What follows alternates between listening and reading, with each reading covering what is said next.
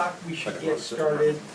The first item on our agenda is a conversation with guests from planning and zoning. I just want to wait till Rob is here. So, we posted the agenda, I guess many of you have seen it.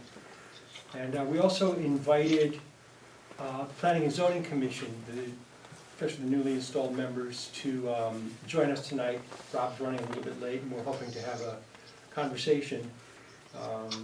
There will be time for public comment at the end. At the last meeting, there was a motion that we had received a site map from the engineer. And the site map from the engineer identified an area of about 5 acres within the 15 acres that could be suitable for development. And there was a motion at the time that before we move forward with it, let's invite the Planning and Zoning Commission to this meeting to see if they had ideas through which, and I think I'm quoting now, we could create affordable housing without additional building. Is that? Possibly. Yeah. Yes, Lori brought that up at the last Right. meeting. Yeah. And so we put the Prospect Ridge project on hold. And what I would suggest is that we invite the members of the Planning and Zoning Commission who are here up to join us, and we'll talk with them, and among the things we'll discuss is their thoughts and ideas. Once that's done, we can decide as a committee whether we have the ideas we were seeking or whether we should go forward with Prospect Ridge. Is that I just want a question. okay? I have a question rather Okay. than a comment. Who decided on 150 units, and would these 150 units all be affordable housing? Or would they be like so much that has come before where you have most of it market value and a few affordable, and it's a losing game as far as meeting any kind of Sure. requirements? So where did the number come up? Sure, Came thank you up for that question. The number came from applying a moderate density formula of 15 units per acre, I'm sorry, 10 units per acre, which is moderate density, to the entire property. So we're saying what we do, because we would not want to build, I don't know where somebody got the idea of building towers there. We want to do a moderate density development. And so that's where we came up with 150. So that's where we said up to 150, knowing full well that we would never build 150, but we wanted to, we wanted to go ahead so we could understand what we can do with the feasibility study.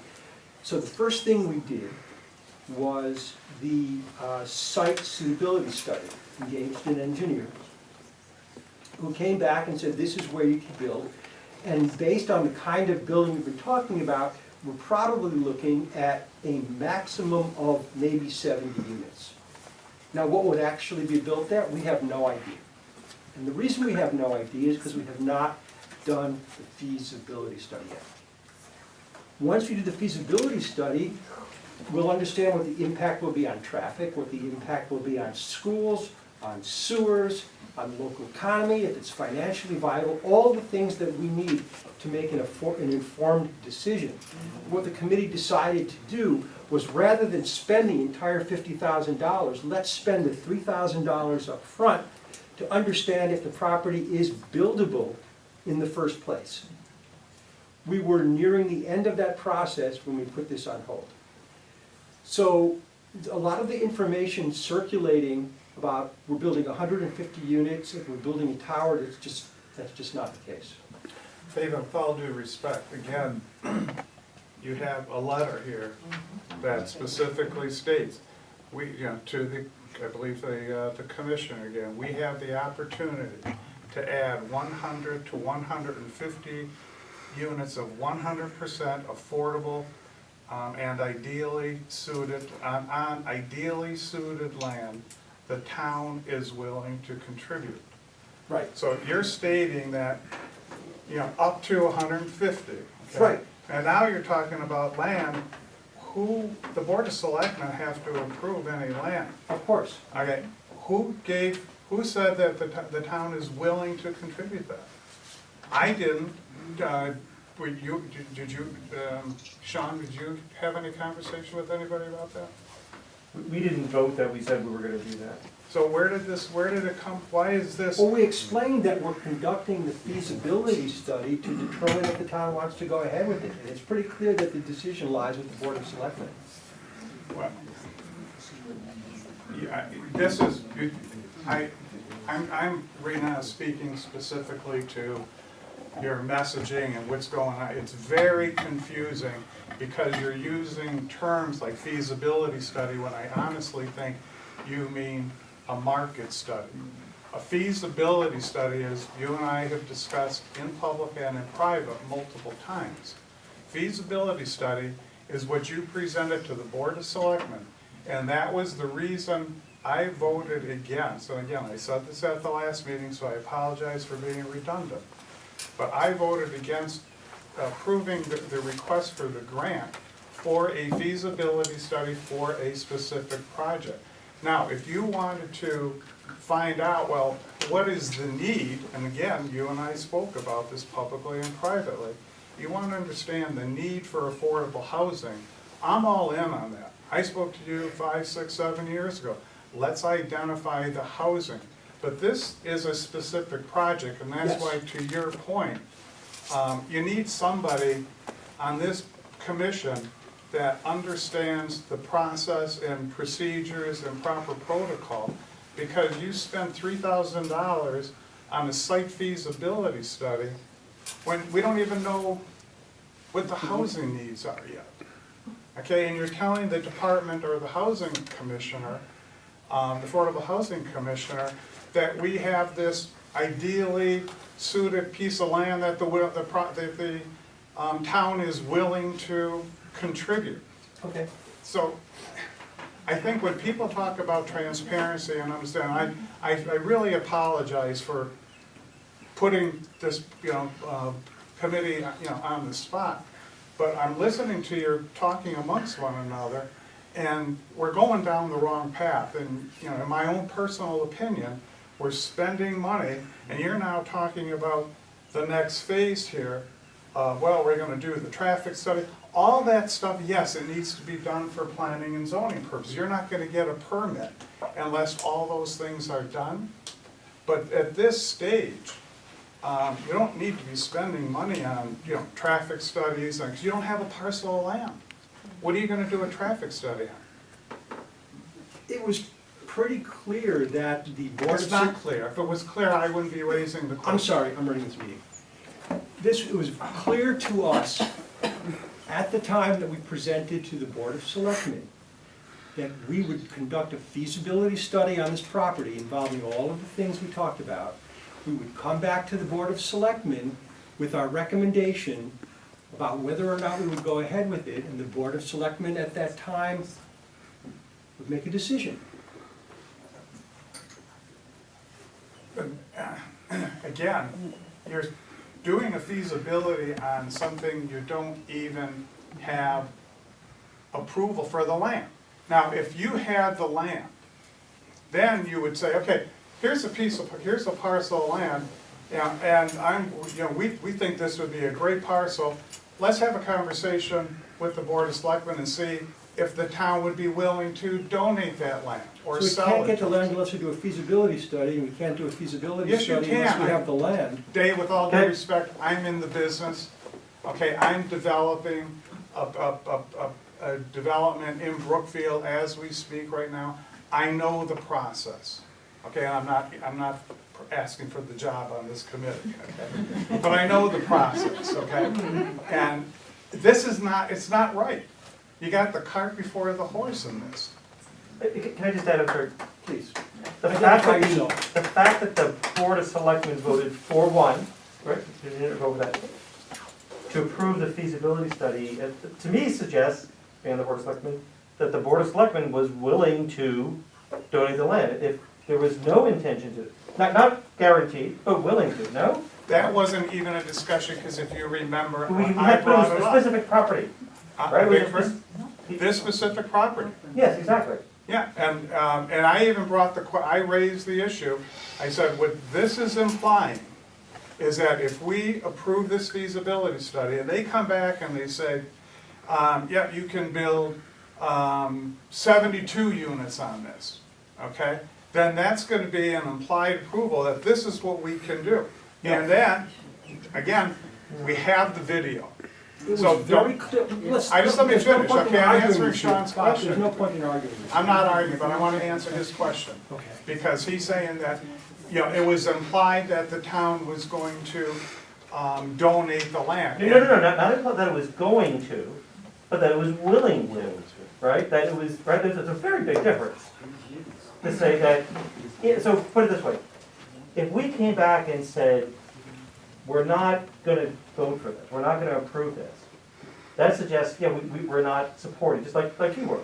The fact that we said, yes, go do the feasibility study, don't you think that implies that, yes, if this comes back right, there's a good possibility that we might That's approve what, this? again, but that's not the process, that's not what you're supposed to do. You know, there's a good possibility, it's implied that we're going to. Everybody on that committee, Maureen and Barbara and Rudy, all stood up and said, wait a minute, no, I'm not approving this grant. That doesn't imply that we're going to approve this. Absolutely, okay? yeah. Absolutely correct. So, without the land, you know, doing a feasibility study, and then, again, you certainly don't need traffic studies and environmental and all those things that you're gonna need down the road. What you really need to do is find out, first of all, the very first question, in my humble opinion, okay? The very first question should have been, will the town donate this land? And the Board of Selectmen never had a conversation about that. Okay, and then, because we then would have taken it and talked to, you know, as I mentioned before, we should have had a town meeting and said, hey, we have this piece of property. Right. What does the town want to do with it? You want to put a baseball field there? You want to put a library there? You want to put, you know, a farm there? So you Okay, want, or you want to you'd put more rather make houses? an uninformed decision than an informed decision is what I'm hearing. It's not an uninformed All decision. right, we're gonna move on. I'm sorry, Bob. Yeah, This go has ahead. become an argument, and that's not the purpose Go of this right ahead. conversation. Yeah, yes, it's made the motion. Yes, please. Will the members of P and Z who are here, who would like to get into this, please, either you can come forward, maybe sit in the first row, and, or maybe spread chairs around so people can hear you. I'm sorry, it's not mic'd. We can turn the chairs around.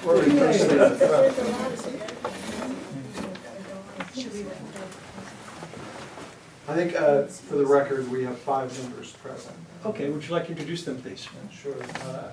Myself, so I'm Robert Hendrick, Chair, newly elected, I should say, last Tuesday. So I apologize if I'm not fully up to speed on all of this, but I've served on the commission for the last 2 years.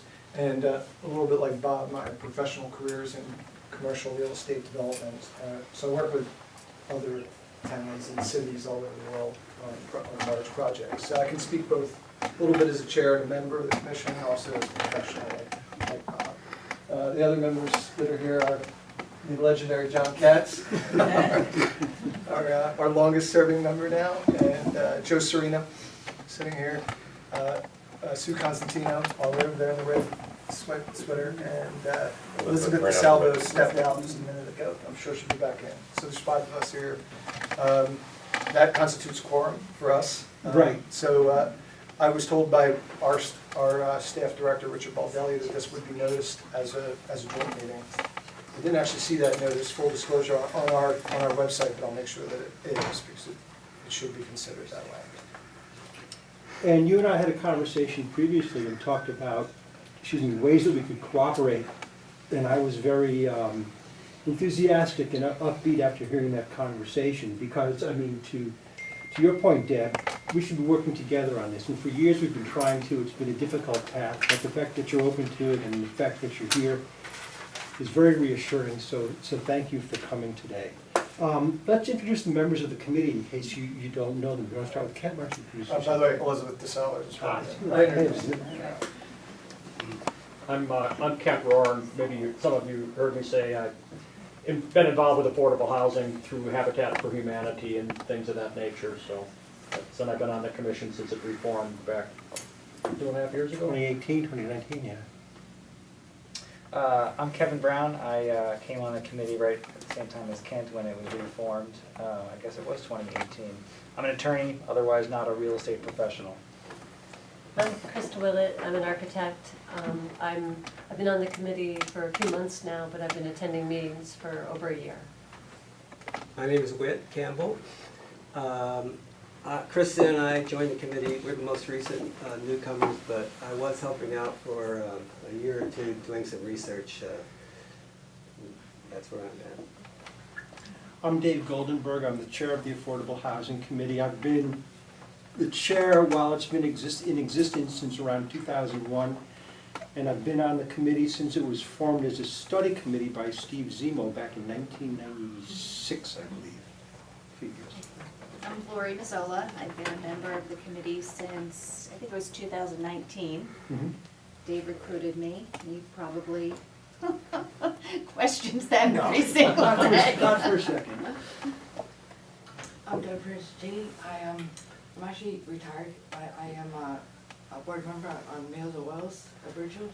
I'm also a member of the Commission on Aging, and as well as I'm also the secretary of the Ridgefield board in town.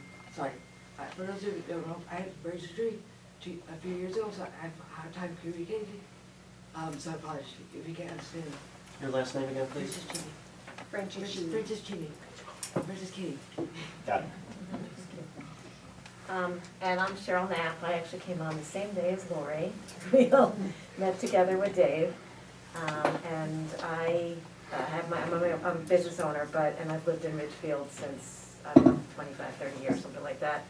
But my interest in the committee was that I had an adult age child with a disability, and I understood the desperate need for housing for adults with disabilities across the nation, really, not just in Ridgefield, not just in Fairfield County. And Sharon, are you still with us? Yes, I am. Oh. I'm here. I am. Hope you've been enjoying the meeting. Yeah, I'm Sharon Kent, and I joined the committee in March of 2020, and I'm just very interested in these issues. I've been a long-time Ridgefield resident for over 30 years now. Great. Well, thank you, members, for coming. And I thought where we might start is with the Affordable Housing Plan. So, because this is something that really is a joint area of concern, and after our conversation today, I think we can work really well together to make this happen. In 2017, the state legislature passed a law, 8-2J, that requires every town to produce an affordable housing plan and submit it to the state, and then to update it every 5 years. Now, we did an affordable housing plan back in 1999, and we were about to do one in 2018 when we reformed the committee, but then under the new law, the state said, well, we can get you some resources and provide you some guidance. So we did a little bit of work and then held up. And the state came through with guidance and with $11,000 grant for us to bring in a consultant. There's grants given to towns around the state for this purpose. So we've hired Glenn Chalder from Planometrics, who your committee has worked with extensively and knows Ridgefield very well. Excuse me. And he led the public meeting that we had back on November 8th. So we need to deliver the plan by June 1st, I believe. We had our public meeting in November. We're going to be conducting a community survey. We hope to get that out in a week or two. We're going to be conducting committee planning sessions, and that's probably something that members of P&Z should join in on. It sounds like, because there's a lot of zoning implications. Great, and I'll send all this to you after. We'll produce a draft report in January. Now, given our limited budget for a consultant, our committee, and maybe working with your committee, will write and revise the plan as necessary. There will be public information sessions in February and March. In April, there will be plan revisions. In May, there will be a public hearing and a vote to adopt. And then in June, we submit to the state.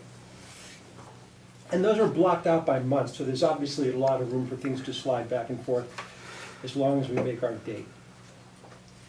And- That's our priority right now, because we have a hard stop date on that. Right, but we built a lot of flexibility into the schedule to get us there. But yeah, it's a hard As day. a committee though, that should be a number one priority, Yeah. because we have to get that done by, according to the state mandate.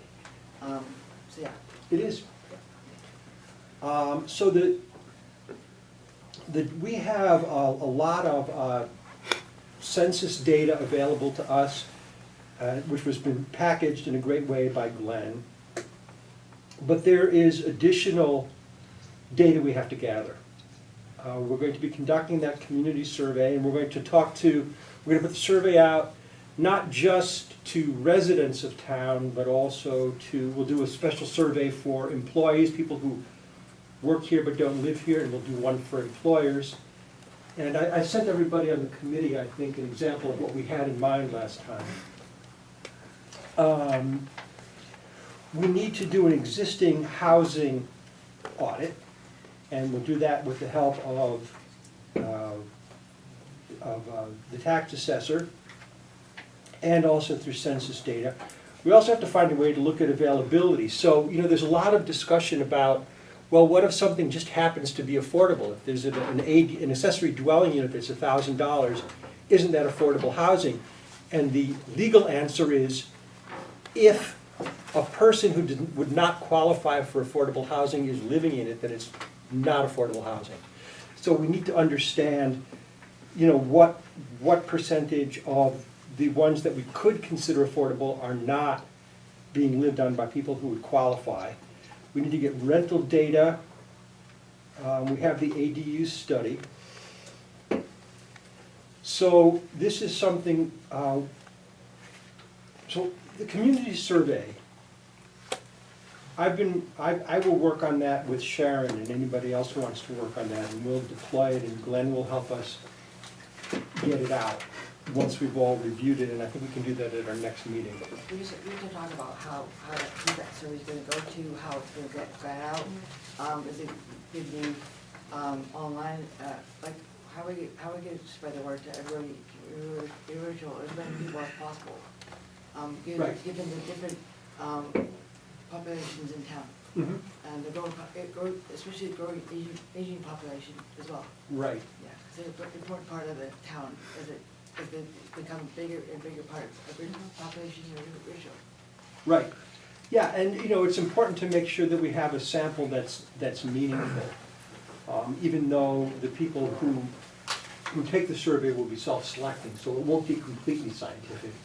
But it'll give us a lot of guidance, and I think, speaking with Glenn, the intent was to do it digitally, but also to prepare some paper surveys if needed for people who don't have access to a computer. We give those to the Housing Authority and Maybe GT. have somebody, I don't know if I found a hall is open, but example, like leaving somewhere, but surveys at Founders Yeah, Hall.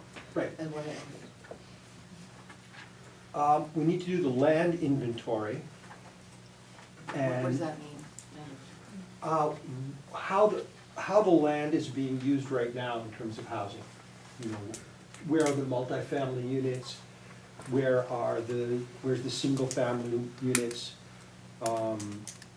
What's undeveloped? Isn't that all in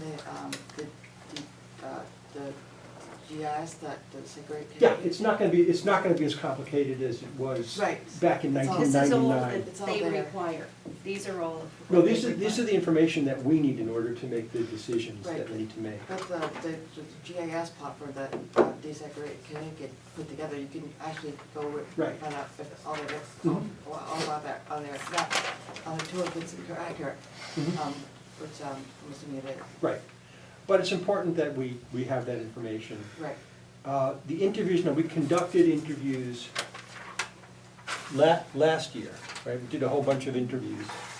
We may want to add some to those. Interviews for Washington. We interviewed stakeholders in town, members of organizations, people who have positions of. That was over 2 years ago. Is that 2 years ago? Yeah. Well, we'll do some more, we'll do some more interviews. Some of them had died, the people we talked to. Does that invalidate the interview? Probably. There's a whole new dynamic in town as well. zoning review. Glenn said he has a lot of insight on this, but also, Kevin, you said as, you know, given your background of being able to plow through that, you'd be able to look at that, and we would do Yeah, that there's- with the Planning and Zoning Yeah, we Commission. started looking at that. There are lots of other sources of data that we have gathered.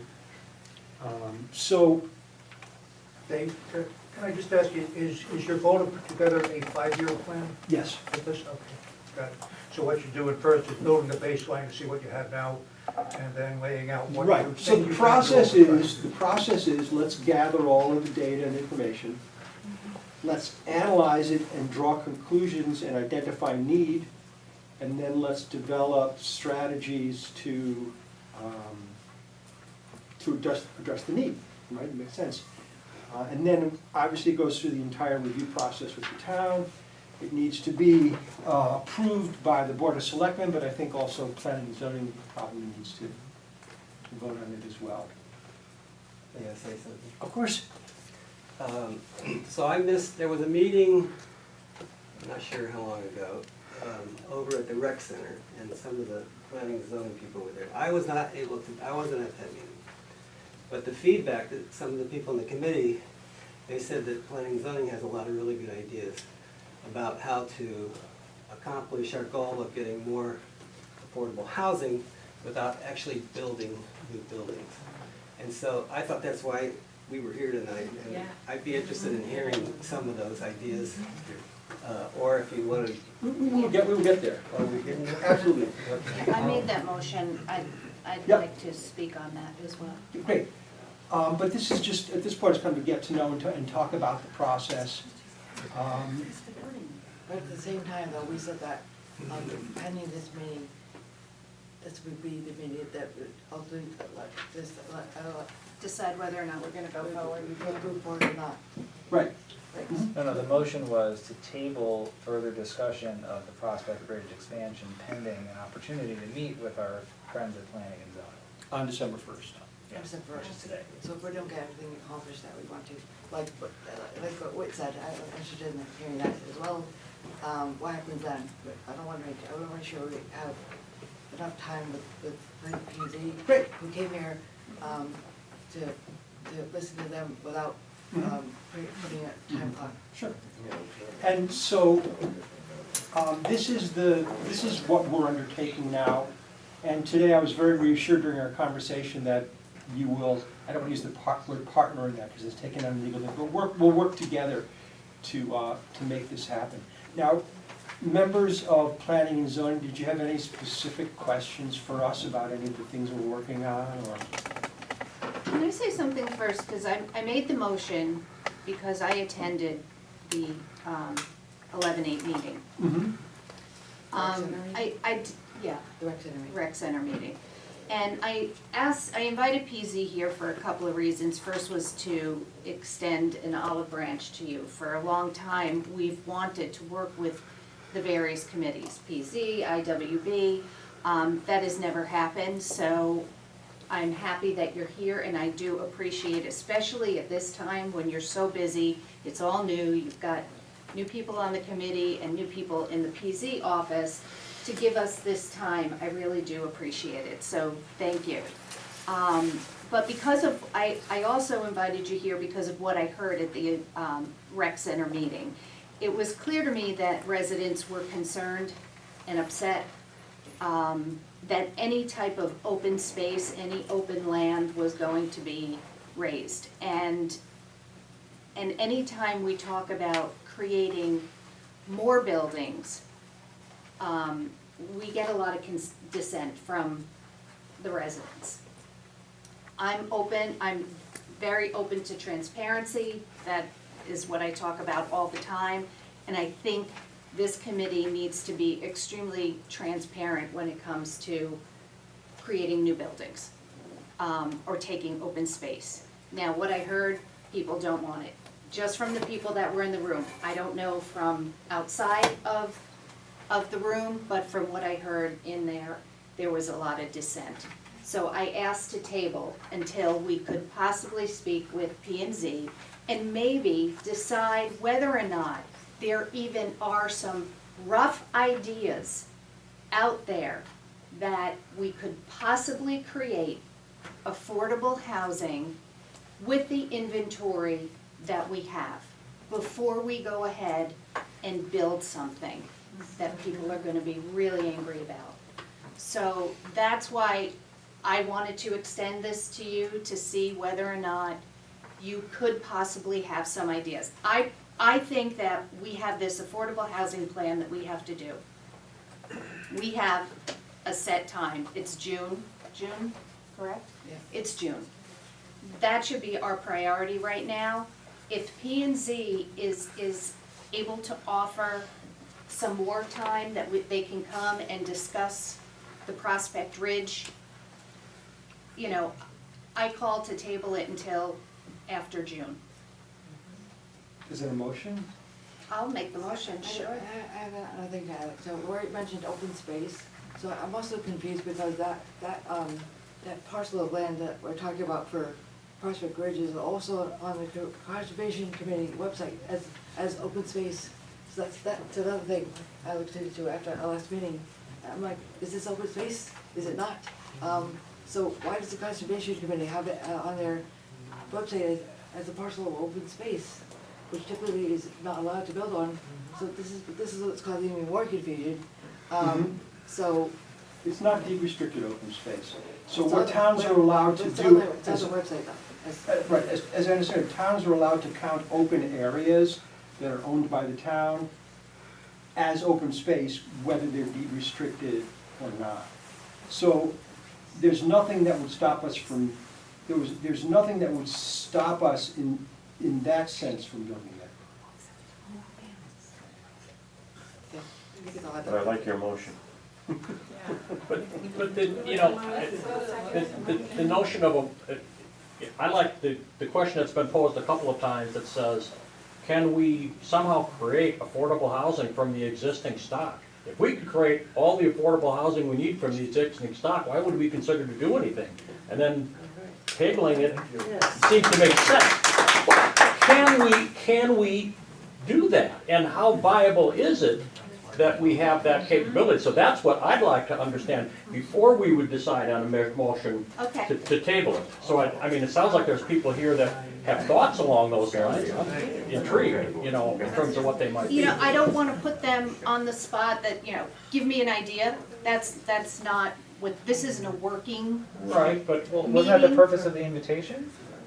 We made a motion, we tabled the discussion of the expansion to bring P&Z and ask them for ideas. Yeah. So hopefully that message was conveyed, I don't mean to put P&Z on the spot, of course. Seconded it. Yes, please. Robert, so I mean, I'll, just look, it's, standing up by the way, so that voice-wise I can project both ways. First of all, I think it's, you know, it's difficult to speak for 5 people that are here, let alone 9. 4 commissioners are new, so, you know, please excuse the fact that, you know, I'm gonna take a little bit of it on the fly and do my best, and other commissioners should definitely jump in behind me to the extent they agree or disagree. So again, I'll speak a little bit on the commission, but a little bit, you know, from my own personal opinion, I'll try to distinguish the two. You have a big mandate and big complex set of goals in front of you. And I respect that a lot. First of all, as you know, as fellow government servants, it's big and it's complicated. And to Bob's point, a lot of it's about communication. A lot of it's about just do we understand each other? Even when we talk to each other, are we using? When I use a word, am I using it? When I say partnership, is it the same partnership that you see? It's super frustrating stuff. Put that aside for a second. One of the things I want to address, so I'll address the specific do we have ideas question. I've registered that. I'll get that in what I have to say. Let me first address a couple of questions around planning and zoning. I heard planning and zoning. Should planning and zoning be involved? To what extent, et cetera. And again, I'll try to speak for the commission, but also a little bit of my general practice elsewhere.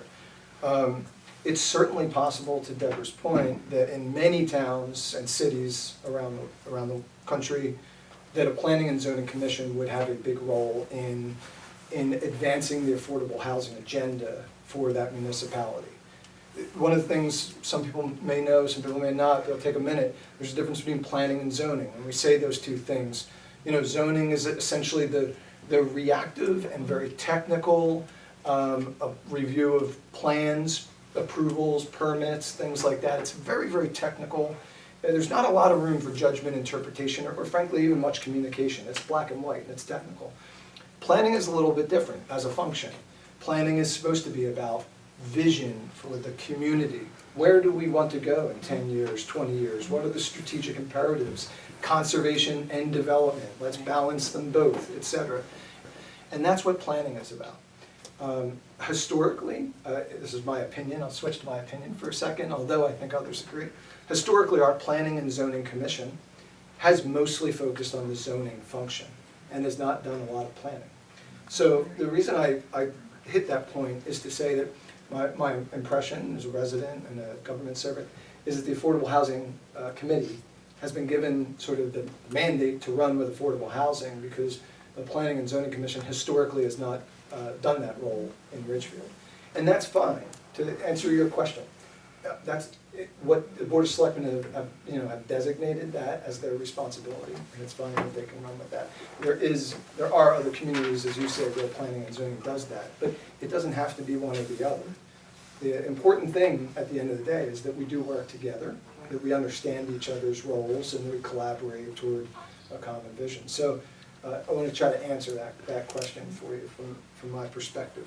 We could do it, we could be more involved, and Dave and I had our first real conversation this morning, and we're happy to be more involved, but at the moment it's clear that the Affordable Housing Committee has that responsibility on behalf of the Board of Selectmen, I think, and again, my commissioners can jump in if they disagree. In terms of do we have ideas? I personally certainly have some ideas, and I also heard from some of the candidates that we have 4 new members to the board. I heard some candidates while they were out meeting people in pre-election times. I think there are some ideas floating out there. We have, and Dave will correct me probably more than anybody here, you guys here, I think we have something around 290 affordable units today out of our 9,400 total housing stock. I think that's about the numbers. My understanding in looking at the data is the baseline, the 9,400, has not changed much over the last 10 years. And fortunately, we have got a few more affordable housing numbers, right? And so the question, now to your question, is there a way that we can increase the number of affordable units without increasing the number of overall housing units in the town? I think there might be some ideas where we could do some of that. I mean, we have to go a long way. We have to add something in the neighborhood of 700 affordable units if we want to achieve the 10% goal that the state has set. And everybody knows there's moratoriums along the way, so there could be pause points. I think we ought to get together and really quantify that and be aligned. One idea, which I have personally, and I think I've heard a couple other people talk about, and actually I think Dave, in my one conversation with this morning, I think Dave's done a lot of work on this already, is can we incentivize through probably a zoning regulation, by the way, so P&Z would have a big part in this. Right. Can we incentivize the creation of deed restricted housing among the existing stock? And I think that's been discussed already. That would require support of the Board of Finance, because it's a revenue issue to the town. It would require support of the Board of Selectmen for sure, because they have kind of an opinion in everything, and a say in everything, a role in everything guiding the town. We would actually have to enact, I believe, planning and zoning, the regulations related to it, and of course it's important for you. Now, could that one idea, that's one idea, and there might be 3 others, could that idea take us all the way to a moratorium? Could it take us all the way to the 700 incremental units we need? I'm personally skeptical that it could solve the entire problem. I don't have data for that, and that's, I apologize. I don't know if studies have been done before my time. I would love to study the topic. I'd love to see you all study the topic. But my personal gut says you could maybe make some progress. I'm not sure you could get all the way there. But Rob, let's talk about clarifying what that means. That means like quantifying true ADUs. Well, some people have ADUs that are not documented or legal, and can we incentivize them to document them and deed them by maybe tax incentive? with you. But tax incentives, going to create a tax incentive for legalizing your ADU, and maybe a permit waiver or something like that.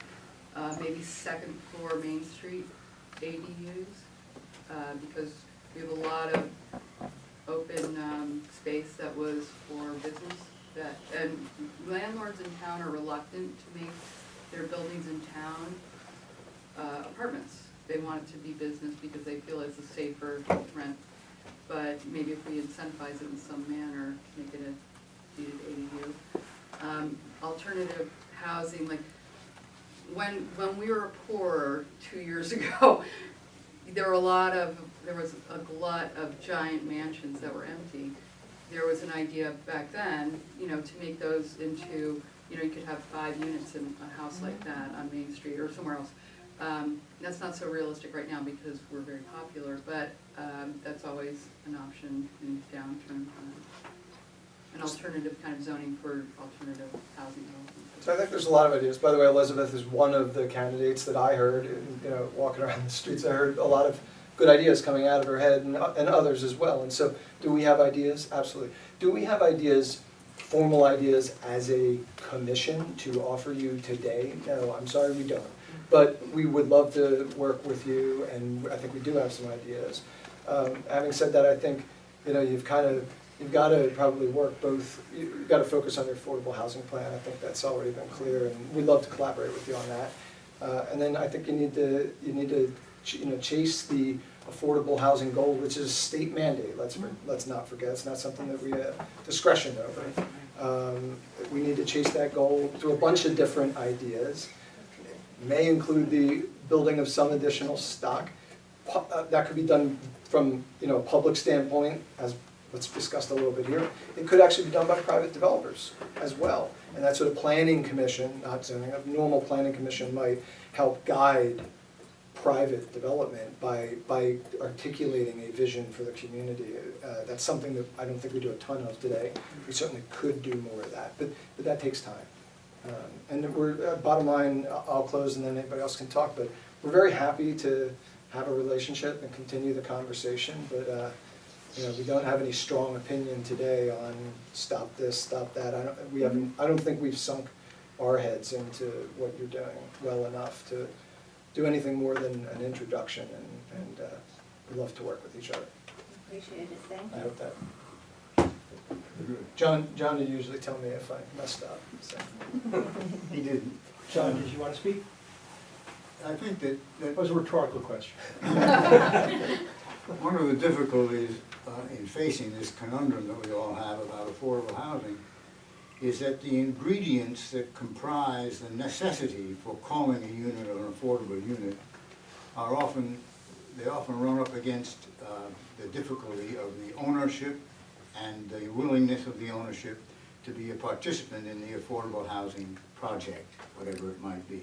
Let's talk about some units at Casagmo or perhaps Fox Hill, some of which could be converted by fiat into affordable units if the ownership was willing to rent at an affordable price as established by PUD, which is a unit that establishes what is affordable technically through in the state of Connecticut, although it's a federal regulation. And secondly, would that person be willing to deed restrict for 40 years the unit that we're talking about? Now, it sounds good to go out among the public and say, these are the things we can do to create affordable housing. But in this town and in any other town in Connecticut, you need the participant of A, the townspeople, B, the zoning commission, C, the Board of Finance, and D, the Board of Selectmen.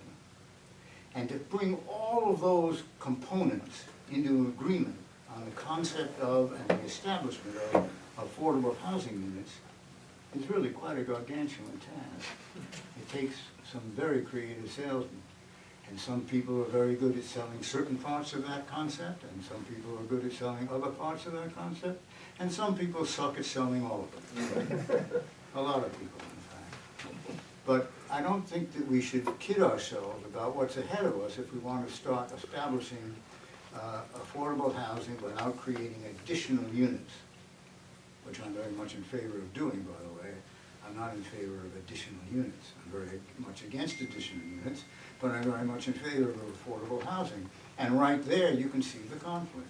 And it is a serious conflict that the people of the town have to face individually. These individual concepts of if tax abatement is going to be part of it. Tax abatement is a whole other subject which requires total town participation as well as a zoning component. But outside of that, there's a sociological component of trying to bring all these people together, all of one mind, all of one spirit, and all of one willingness to do what needs to be done to create a single affordable housing unit.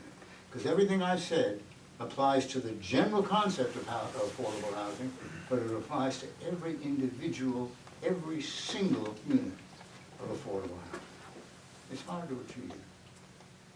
The only thing I'd add, actually, I do want to say is, and this is personal as opposed to maybe speaking on behalf of the commission, I feel that the only thing we shouldn't do as a community is to do nothing, because the way it works today, as many people here probably know, 8-30G, Exactly. we are totally reacting Exactly. to inbound development applications that we have really no hand in guiding, or very, very, very limited hand in guiding. And every time one of those applications comes in, by the math, as you all know well, 7 of the units, 70% of the units are market rate, 3 are affordable. So actually every one of those units adds to the denominator in the equation, right? And so I think by my math, and it might be a little off, in order to get to our 700 units that we need to get to achieve the state goal, we need to add something like 2,500 units of housing to Ridgefield. Maybe it's 2,700, something. Under that over particular 2,000. ratio. As that ratio builds up, if you want to get to the goal line just by, getting hit by 830Gs, Right. literally the town would need more than 2,000 additional housing units to get to that point where we'd be done the goal line. And, again, we've had about 9,400 housing units for 10 years. So you can imagine what 2,500, 2,000, 3,000 additional housing units looks like. We will never get to that goal line, and if we did, it'd be a very painful process. So we need to do something other than just sit and continue to get hit by the 830Gs. That's not the one thing that's not the answer, is just sit around and do nothing. Yeah, but I think that point's really well taken, because with 8-30G, it's a false choice to describe this as a decision between, do we want more construction or do we want more affordable housing? We're getting both. So it seems to me that the job of this committee and yours, your commission, is to manage that. We're getting more affordable housing units, we're getting more market rate units. We have to manage it in a way that makes sense and works for Ridgefield. With the guidance, that was the plan. Yeah, we're not gonna be- terminology. We're not gonna be able to Guide do where it. it goes, what it looks like, it's gonna happen. And I think you kind of mentioned it too, it's unlikely that any one method will get us there. First off, 830G, I don't know that there are many advocates in this room that want to see that as a method. But either if we can expand existing housing and create more affordable out of it, or if we can add to affordable housing stock to solve. In the right place, in the right way. To solve for, and maybe the way we ought to think about it is, we know that there are certain criteria we have to hit to get a moratorium. I mean, the notion of adding 700 more units or something is interesting, but it's so far out, I can't even think about it. I think more about what's it take us to get to the next moratorium. I mean, it's math, right? And we can do the math. That's about 200, I think. And maybe we can work on something that says, look, here's a couple of tries per fit, and here's one that solves it with using existing housing stock. Yep. And if we were to do that, what kinds of things might have to be put in place to get, 200 more units, if that's what it is? Or if we tried to solve it with a mix, and maybe not a Prospect Ridge, maybe not 70 units, but maybe it's 30 units, we can come up with an equation that says, how do you get there? And if this can come together, along with, using existing housing stock, can we get to that number and at least have have a vision for the town that says, this is why we're doing it. And I mean, not that I mean, I live very close to an 830G project. I don't think they're not all horrible. But I don't like the notion that it's outside of our control. That's, I think, bothers all of us, right? And some who do it more responsibly than others, and we could get a very irresponsible one in here and put something in that virtually everyone in town would think is a disaster. So I think it behooves us to figure out what's it take to get to that next moratorium, and what are a couple of tries for fit in terms of what to make that happen. And if that was something that we modeled and put into our affordable housing plan, as, you know, as alternatives, and, you know, get input from the town on that. And hopefully there's some, you know, some middle ground, right? Because I think it's, again, it's unlikely that we're gonna do it all one way or all I another. completely agree. We quantify the number, if it's 200 or whatever it is, and there's probably a couple of things we need to do together to make that. Right, and to Kent's point, and we talked about this morning, the moratorium does offer us a path to control. We need, I believe it's 180, they're called housing equivalency units, and you get a certain number of points for building different kinds of units. And when we first proposed it, we showed that the math would get us way over to the next moratorium. Now, cutting it by half, we'll get most, if not all the way, probably all the way to the next moratorium, depending how it's configured. If we get a moratorium, that gives us 4 years to develop more plans and more housing as we build towards another moratorium. So we can choose to do it our way, or try to, you know, put our finger in the dike against 8-30G developments that are coming in. I would want to point out that going for a moratorium takes a great deal of the planner's time. The planning office is really what I'm referring to. And it would be very difficult to try to get together a housing plan and a moratorium at the same time. Well, we couldn't get the moratorium until the units are inhabited anyway, and we're looking a couple of years down the line. Deborah, you want to say something? I was gonna say, I think that I've researched a lot of different towns, and what they're doing is actually redeveloping properties. So, for example, in Westport and New Canaan, I think what they did is take the ability, like, let's say Battle Green, and they, instead of keeping it 1 family, they made 2 family, or even 3 family housing. They built it up as opposed to more. So, for example, they have buildings there where they have A, B, C, D, E, F, G, and each building there. So what they do is they take, the people that are having to move while the construction is going on, are placed to another location, that while the building happens, then they move back in. They usually do that in a project in one of the towns nearby. And it took some time, but they have the ability to do like project by project, building by building, and by bringing it as an example. And that's one of the ones that the Housing Authority already manages. And what they do is at the same time, they update the units there, because they're pretty old and outdated, and they build on more units up top. Complication is then you get into parking issues, access issues, egress issues. That property is a locked piece of property. Yeah, I'm just saying that Space-related issues. there's been a lot of redevelopment projects going on, like not building from scratch, but building on to what's already there. So I think we should be looking at that as well. Can I just make, Is it a question? I just want to add to this, because I think this was a great conversation, and Ken and Rob, and, you know, and of course you always make very good points, and I support all those, okay? I think everybody in this room supports affordable housing, and the question is you know, where I would respectfully disagree to some degree, about solving for the 830G, because what are we doing with that? You know, we solve it, and we get there, we get a 4-year moratorium, then what happens?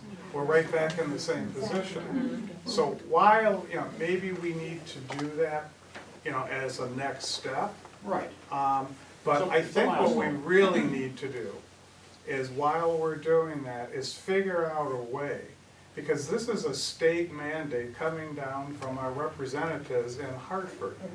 And they're forcing that on us. So I think to solve that, well, as everybody said, 7 out of 10 are going to be marked rate. that denominator, it will never be able to achieve it, it's impossible. So we need to deal with 830G in a way that, and again, a lot of good ideas, Casagmo, Fox Hill, and possibly other houses, all over the town. If you look at a chart, and that's where part of this study could really help us, Dave. We do the housing stock, and we can go back and we can show, that these houses, or these residents, have never gone above, and at the peak of the market, they've never gone above, 180,000 or 200,000, so they would automatically qualify, for affordable housing. Ridgefield's lucky and very fortunate that we have a broad range of houses, from multi-million-dollar homes to affordable homes and everything in between. That's why that housing study is so important, to understand what it is, and then maybe, just maybe, as P&Z and affordable housing, and we could go to Hartford and demonstrate that, hey, if you're truly interested in affordable housing, and then don't tell us what kind of housing we need. I mean, we know we need more senior affordable housing. Yeah. Okay. So that's where we need to, I think, to solve that problem, not just focus on 830G. Great, thank you. It's 8:45.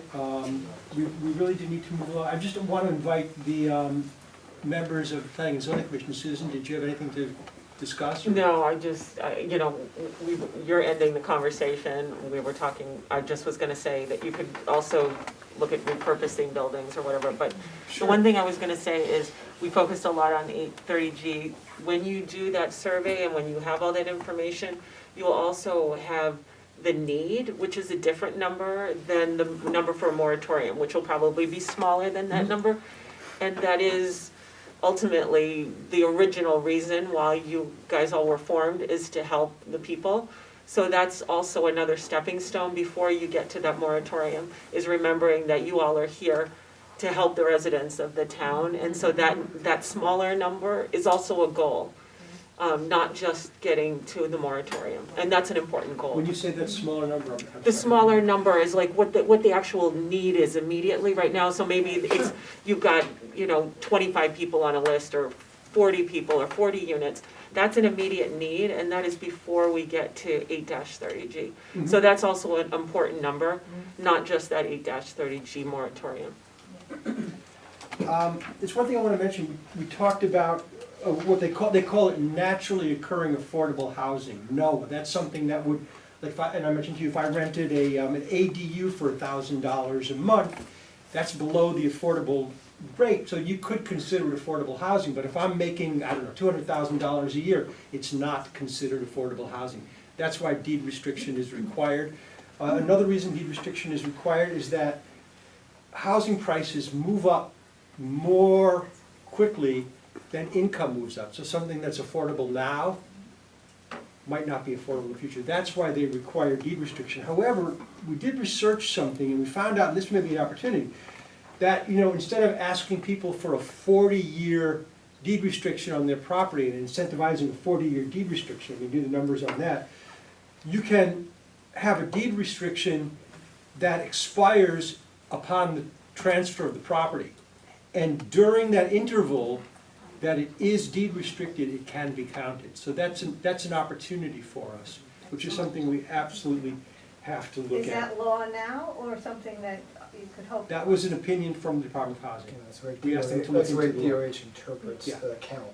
It's the Connecticut Department of Housing that ultimately establishes sort of what qualifies The rules, yeah. as affordable. And they have, actually, there's 4 categories. Deed restricted is only one of the 4 categories. There's also, if you have a CHFA mortgage, which I don't know how many people even understand that the CHFA mortgage exists, but it's another thing. Could we help people get more CHFA mortgages, which potentially you're already working on? But, so there's all these different kind of avenues we could chase, and then deed restriction, the way they count the number, the way the state counts the number. They apparently, I didn't know this, by the way, it was news to me as well, that they'll count the less than 40-year.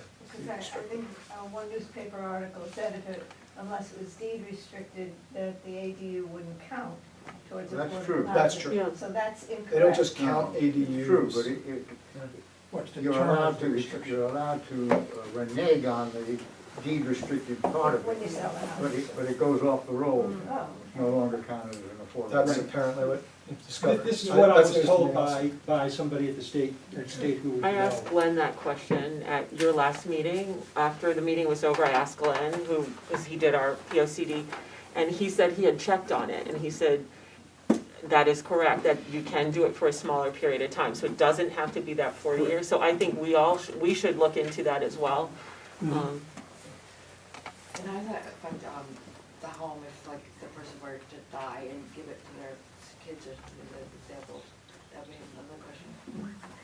We are in the position of hiring, the board is interviewing candidates to replace the current director.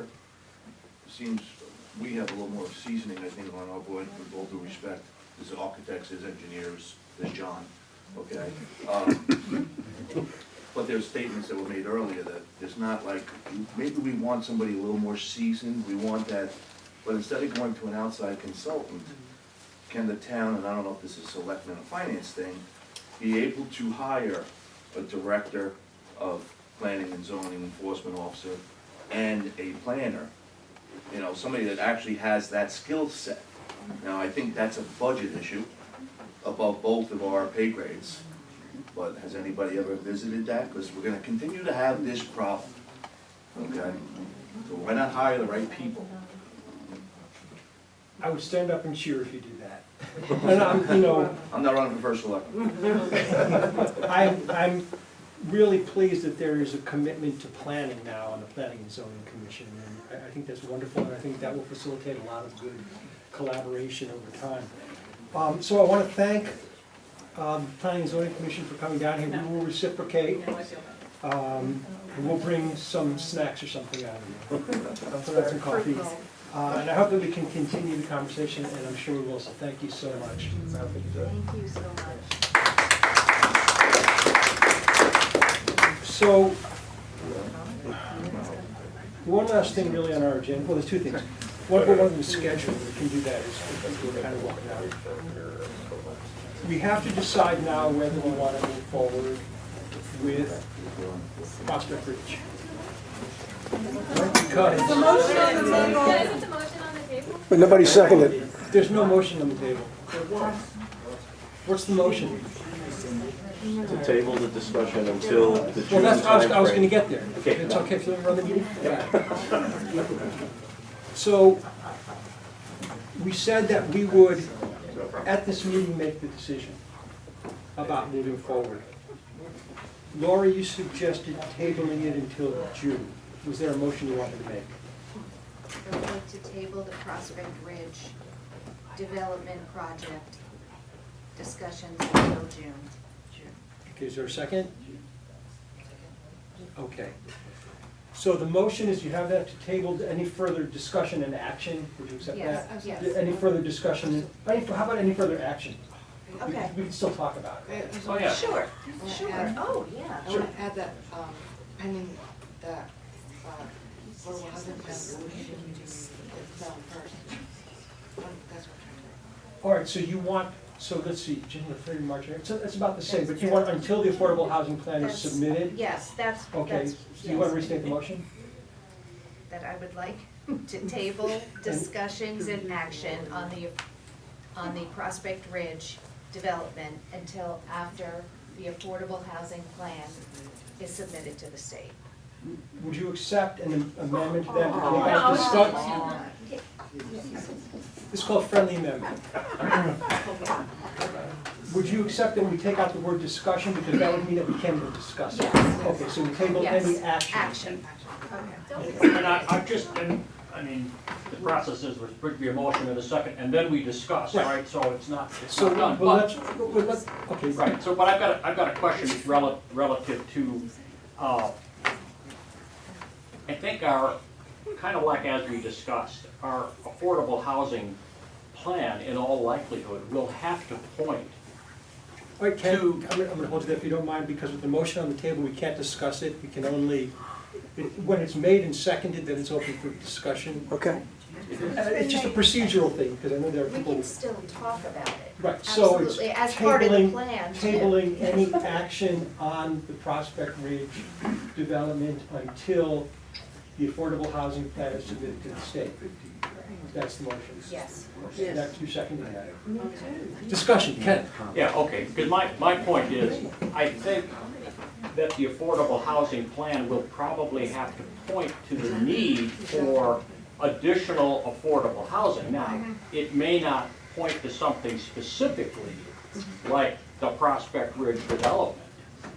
You know, so I want to make sure that somehow tabling of this until after the plan is submitted doesn't prevent us from thinking about strategies that find a way to develop an affordable housing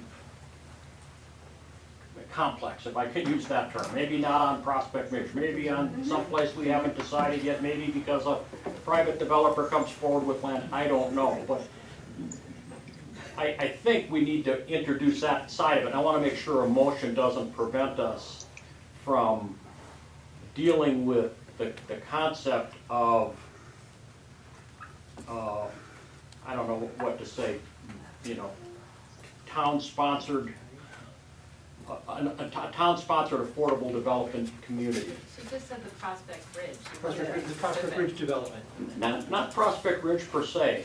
I'm just trying to say, I have a tough time believing we can legitimately bring forward an affordable housing plan that doesn't describe the need for additional affordable housing to be built. Correct. And maybe even in the context of a community of housing, wherever it is, whether it's 10 houses or 20 houses or 72 houses, you know, put together. And I just want to make sure that we don't, that we've got something labeled Prospect Ridge that we can put as a moratorium or to defer, but not the notion of coming up with a concept that, right? And I think Susan said it, like, we're here to help address the need. The need is what the town needs. Through that affordable housing plan creation, we understand the need through that process, correct? Right. So I think that we're finding out what the true need is our residents here, because the Prospect Ridge project, as it stands today, would not necessarily address the residents here. Connecticut. So I think if we understand what the need is in town, we can address the needs of the community. I agree with a lot of things that people said. But I think to Kent's point, you know, the discussion we've had today, we know that you need 200 more units to get to a moratorium. We know that you need 700 or so more to meet the affordable housing 8-30G, you know, goal. We know that regardless of all of those legal milestones, we have a need in town. So I'm not sure that I see, based on what I've heard today, a reason to sequence this. Like first we do the plan, and then we dust off this idea of the Prospect Ridge expansion. I think we're going to need.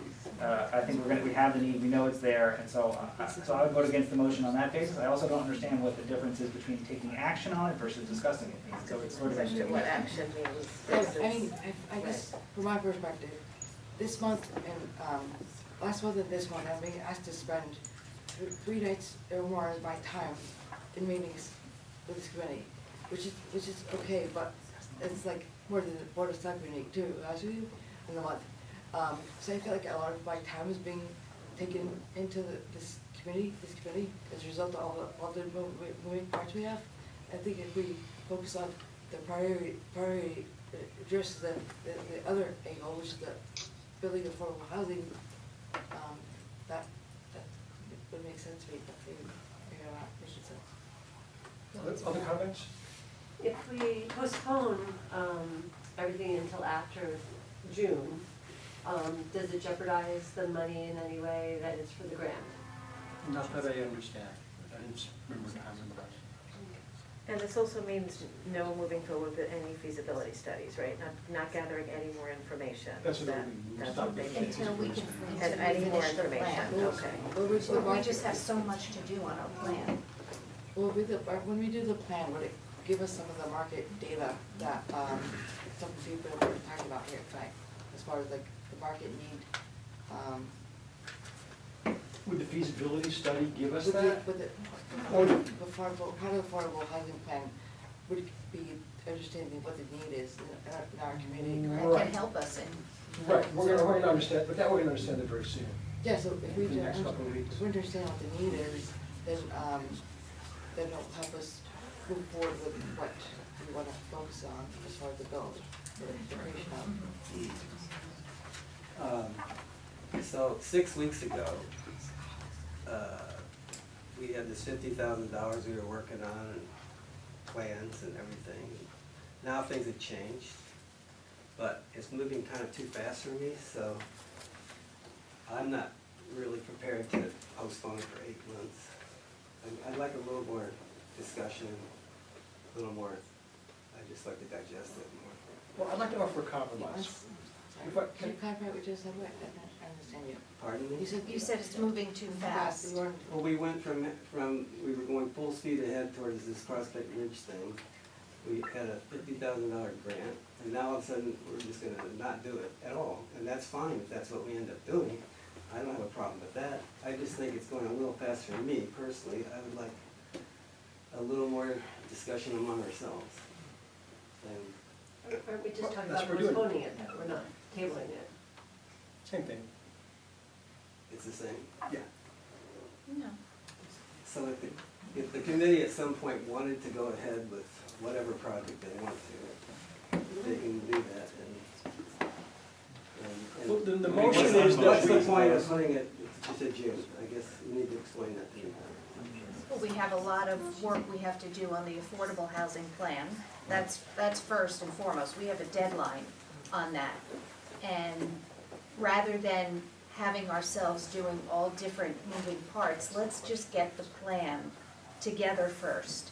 Get that over with, get all of our information. And like Deborah had said, we can also use some of the information that we gather for the affordable housing plan to use as, do we need to build? We can discuss it at that point. Do we need to build? How much do we need to build? Where should we build? Where is the need? We're gonna find out so much when we do this research. There's gonna be so much information in this plan that's gonna help us move forward in the right direction. So if we vote tonight to do what you're asking, it doesn't mean anything dead or alive or anything, right? No, just, what am I, what? It just To stops me, it until, signals that we're not gonna do Prospect Ridge. I would, no. It's just postponing it, to be able to, I agree with Deborah too, that, you know, we had 3 meetings was it last week or the week before Thanksgiving. And now this month we have quite a few meetings set up in December, which I think is a really hard month to have a lot of meetings. And it just seems like to have 2 deadlines going, we're gonna be sloppy about it. I think we wanna be focused on There's what no, we're doing. there's no deadline, and I'm not sure why the committee can't pace its work without a formal motion to just put the brakes on this for 7 or 8 months. So- Could I offer a compromise? Sure. Okay. We know without having to do further research that there is enormous demand. We know that 22% of Ridgefield households are either in poverty or living paycheck to paycheck and making decisions about food versus rent versus car repairs and so on. 22% of the households. But that doesn't necessarily mean that there's a need for housing, that means that they, Living themselves above their means. living above their means, it means a lot of things. It means that if we build all these homes, all these apartments. That, no, will they no, move into no. them? That information comes from the United Way's Alice report, which sets a threshold budget. Right. And the threshold budget says if you're making less than this amount of money, you cannot afford the basics in life and you have to make decisions. They're not saying you're making $150,000 and you squander any Right. money. They're saying these are people who, if they had affordable housing, would have a much better chance But of when they having. move in, that's into the affordable housing. That's not the question here at this point. We're just talking about, is there demand Right. for lower cost housing? But we need to understand that. Can I finish my sentences? Thank you. The RPA did a study, Regional Plan Association, and they looked at renter-occupied housing gaps, and looked at burden versus severely burdened cost households at below 80% of the area median family income, which is much higher than the state. And they found that we need, on the renter and owner side, 1,554 units. A study by, that was done by HEFCO, which is the regional planning organization, it's now WestCog. This was done about 11 years ago. They found a need for 1,087 units. I'm sorry, was that for Ridgefield? That was for Ridgefield, yeah. 11 years ago? Sorry? It was from 11 years ago, this study? That was from 11 years ago, but this is a study, but it's a similar model. They look at all of these variables and then they do a calculation of what's needed. And then the calculation that was done by the, I forget the name of the organization, but basically they're behind the Fair Share Initiative, which is not something I support, but what they calculated was that we needed to bring in 1,558 units. That's not going to happen.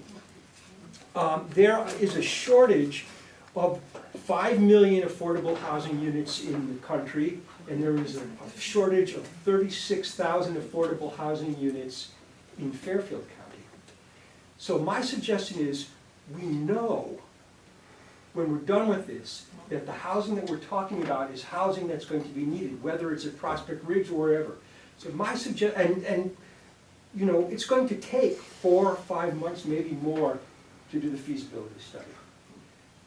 Here's my proposal, that we continue the feasibility study, but not present it to the Board of Selectmen until we've submitted the affordable housing plan.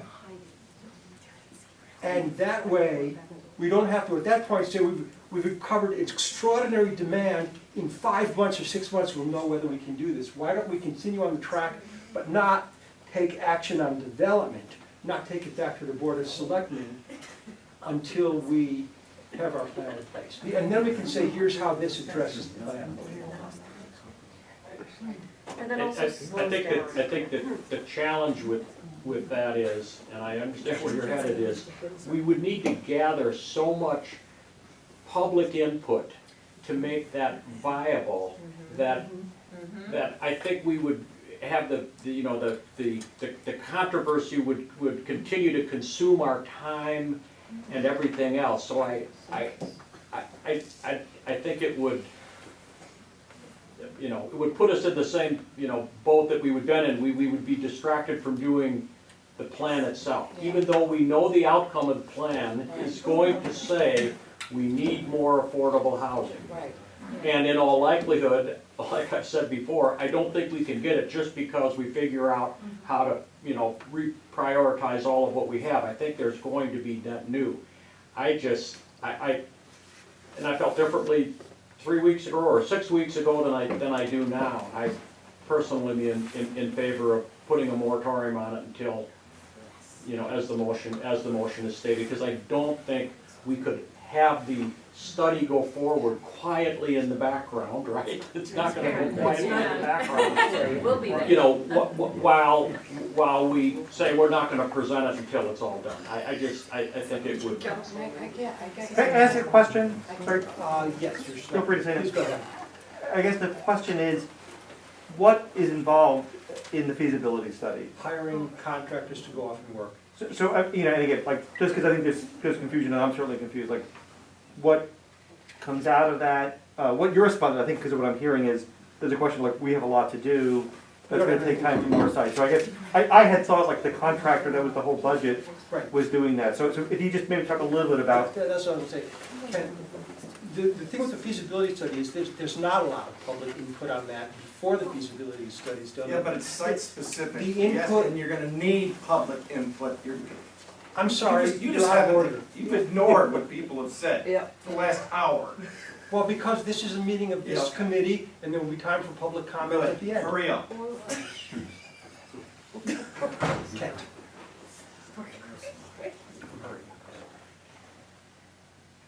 The way the feasibility study will work is we hire the contractors. They go and do these, they're basically engineering and data analysis, and then they come back to us. We do not have to report that to the town or to the Board of Selectmen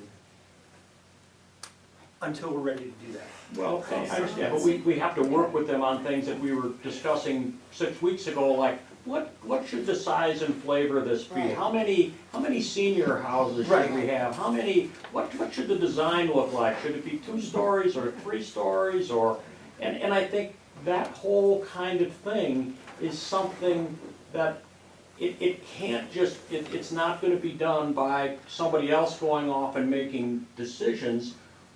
This committee, probably with, with community input, is going to have some involvement. And so I don't think, if it could really be done, that they would just go off and do, some of it. Now, is there a piece of it they could do? What's the impact on sewers? What's the impact on, traffic? I don't know. That's the study.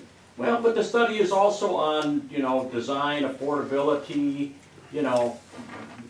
how it's positioned, on the lot. I mean, at the end of the day, it's gonna be something that says, here it is. It's gonna have a little, at the end, we'd be able to show a map and little models, and here's the mix of housing, and here's, pictures of how it might look and all of that, and We did have that, we do Right. have that. Yeah, I We mean, did kind it of, the last- sort of, that's where we were headed, and I think that's what also convinced people we were out ahead of our blockers in terms of, like somebody said, picking paint colors, and so as much as I would like to be able to do it, I don't think we can, I personally don't think we can do it by just turning it over to somebody, letting them work lights out and us taking a look at it in, in July.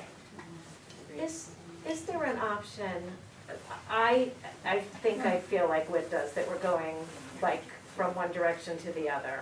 And it disturbs me, first of all, as a family member of someone who was waiting desperately for affordable housing as it was delayed for 4 months. This is really devastating to people that need the housing, and with the pandemic and, is it, the number of months is what makes me uncomfortable. It's a long time, and a lot of things can change, and I feel, obviously, I'm assuming we could come back and make a proposal that undoes it, right? If we agree to go, but I feel, and the whole signaling that we're not dropping, that maybe we revisit it in 2 months or 3 months and see how things are going, maybe if the controversy drops down, and I hate the idea that any of the work we do and our priorities are dictated by controversy. But, I mean, that's gross. But I think that maybe if we have an interim period where if things settle down, we can see what we can get done on the affordable housing project, a study, not that, and then maybe revisit it in a couple of months. Is that something, I know Lori, you were the one that proposed it. I think June will be here in a blink of an eye. Yeah. There's a lot of work to be done on the plan. Well, we can just decide that in a few months, though. We can just say in a few months, you know what, we're able to get a lot done on the plan, but we still need a lot more work, we could at least have I think you're talking about burnout right now, and with the holidays coming, and I think it would all give us a breather, and we could focus on the plan, and, so that it's not so final of June. I mean, what are we, 8 months, 7 months? Then what are we actually proposing in June? Are we actually To take up action. proposing pretty pictures of what this is gonna look No, like? proposing to start the study in June, To start what study? feasibility study. Start the feasibility study itself. Right, so that would put us another 5 to 6 months out. But the feasibility study doesn't, when we talk about planning, there's preliminary design planning, but then there's also, design development and working drawings. The feasibility of traffic studies is you just hire an engineer to do this little piece, and the feasibility of an environmental study is not detailed, it's a quick little thing, but the whole design of something takes a long time. Are we just gonna do a sales pitch, sort of a marketing study, a preliminary design to sell it to the town, to sell it to the We Board of haven't even Selectmen. decided among ourselves that we're gonna do it, so we don't have to sell it to the town yet. But what are we actually trying to pull together? I mean, that's a lot of work to do Well, this. the Or are feasibility we just study gonna- does not include are you just gonna design development. renderings? No, well, there'll be a site plan, that's it.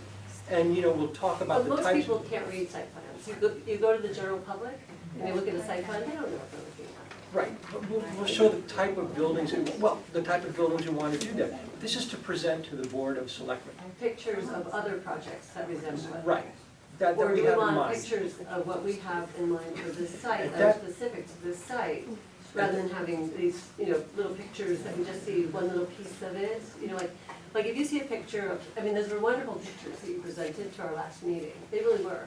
But the thing is, you don't get the entirety of what that one picture represents. That's just Right. one angle of one building, and for all you know, it's a whole series of buildings that are extremely dense, or maybe they're Right. spread out, or That's, maybe there's a. that's the next step though, because this first, But it's gonna take a long time for us as a committee to work this out, all these little steps to get there. the things that we have to understand are who would be for, what kind of buildings you want to have, that's the market study. What would be the impact on traffic, infrastructure, and schools? Is it financially viable? So these are things that even come before design, before spending money on big design. I mean, we can say this is the kind of thing we want to approach, this style, this number of units. We will provide a general site plan, but design drawings, that would be getting out in front because we don't even know if the Board of Selectmen wants to do this. Well, I'm not saying design drawings, I'm saying how accurate of a proposal are we making to the Board of Selectmen? When you say accurate, you mean, Is it just a concept drawing, or is it actually a preliminary design type of no, drawing? we wouldn't be designed yet, not at all. It would be- Preliminary design. Can you explain preliminary design? Preliminary design is a concept that kind of puts together some, like we would actually know that, let's say we have, 50 units, and of those 50 units, 30 of them are two-bedroom units, and, 20 are, 10, I guess, one-bedroom units, and maybe we have a studio, or maybe we have a few three-bedrooms, or they're gonna be two levels, or they're gonna be, stacked on top of one another. We're gonna need an elevator, we're not gonna need an elevator, how is the access going to work? Because once you start, it's a sloped site, and we were talking about it a little bit last time, it's possible that it could be, this would be something we should think about if we're presenting it to them. It could be designed in such a way that you have the site, and some are entered from the rear, so you don't have to have an elevator, some are entered from the front. And then you go down the hill, and some are entered from the front, and then again entered from the rear. So we can avoid an elevator. That is design, and it tells us a lot about how it's gonna fit on that site. We just show some pictures, and this is what it's gonna look like, and at the end of the day, we turn it over to a developer. Well, how do we control that developer to make it look like that picture?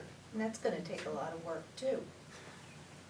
That's Yeah, gonna I mean, take a there's lot an of work. architect in the middle of I wouldn't this even know where to somewhere. begin with that. May I make a suggestion No, as an I'm interested? sorry. Just a 10-second suggestion.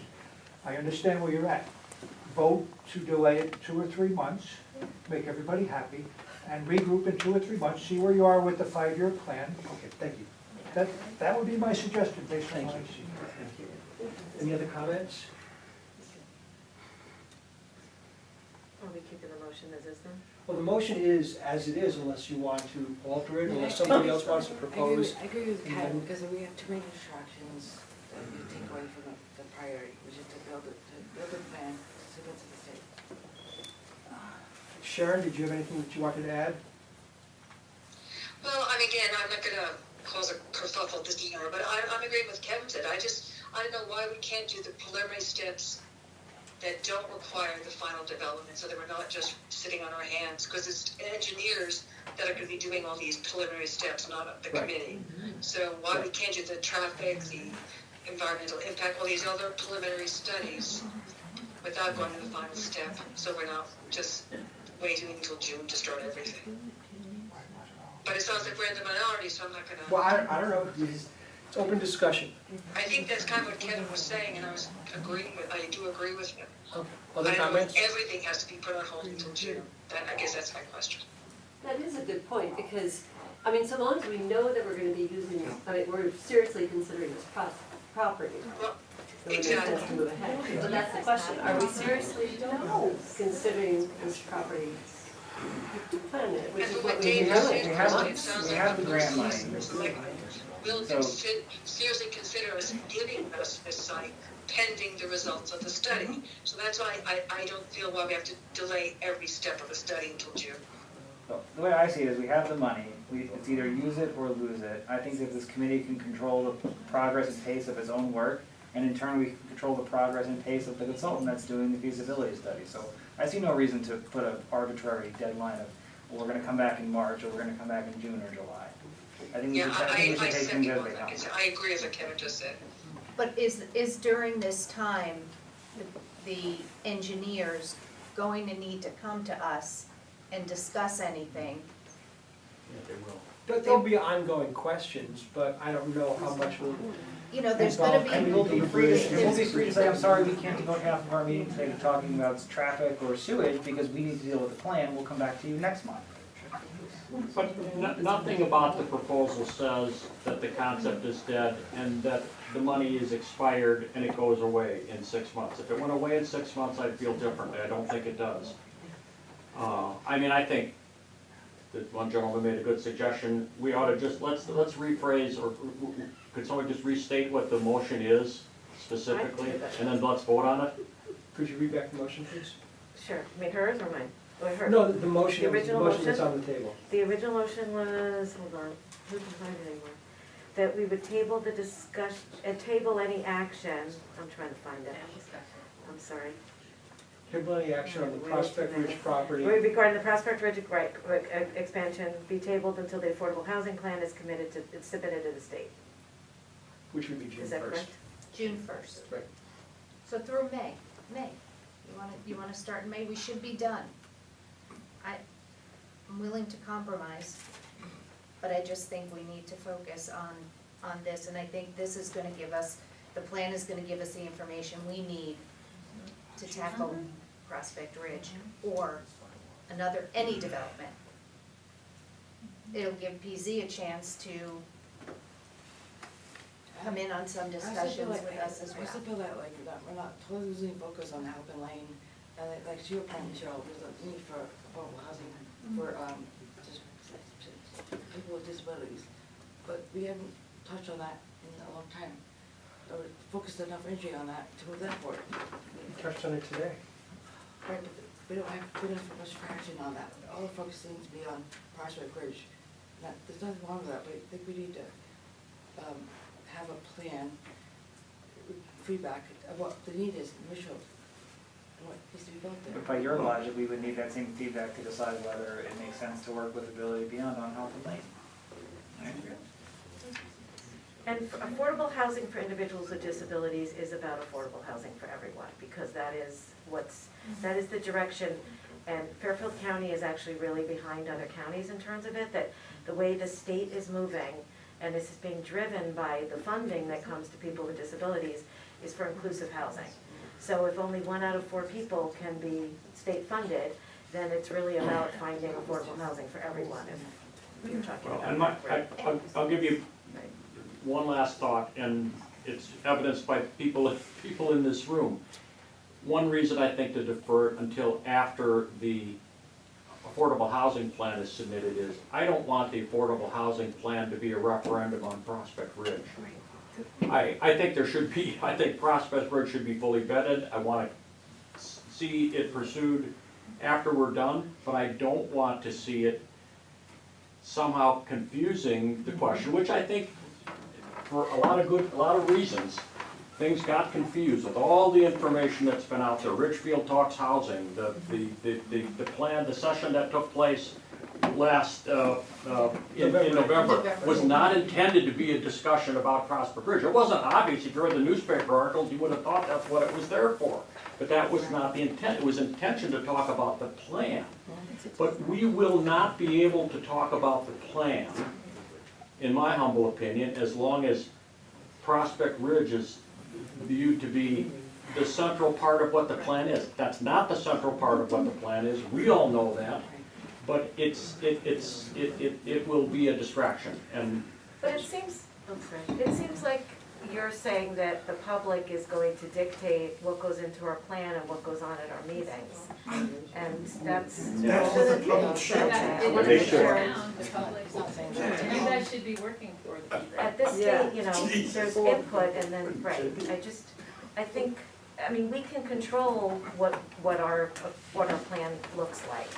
And whether we wanna make it about Prospect Ridge or about what we really wanna make it about, which is the need for affordable housing and how we're gonna proceed, so. Right, and I don't disagree with you. I think our plan should be, and I think our plan will demonstrate at the end that there is a need for affordable housing. And that need will not be met simply by changing a zoning law. I wish it could, you know? I wish there would be a And then we wonderful would way be to at make step that one happen. at that And then we point. get to the moratorium and we get to the level. I So don't think Ken, that's the. why cannot we, because the work is done by engineers, and what we're saying is we're not going to take it up until the plan is done, but when the plan is done, we'll have the feasibility study in hand, and then can go to the board of I just selectmen. don't think it can be done lights out without significant interaction on the part of a number of members of this committee to 3 meetings to a week. influence it 3 meetings in a week. in, you know, to answer the questions that those people are going to have. I don't believe it can be Okay, done is that there any way. more discussion? All right, So the motion is staying as is. so the motion is as is, all in favor of postponing, what is it? Tabling the discuss, any Tabling action, tabling any action regarding Prospect Ridge extension until the affordable housing plan is submitted to the state, which would be June 1st. Okay, raise your hand if you support that motion. And so it's 1, 2, 3, 4, 5. Well, that kind of settles it. All in favor of, yeah, so Sharon, did you want to vote? I mean, I still think we should go forward, but, you know, if I'm not voting, so be it. What's your vote?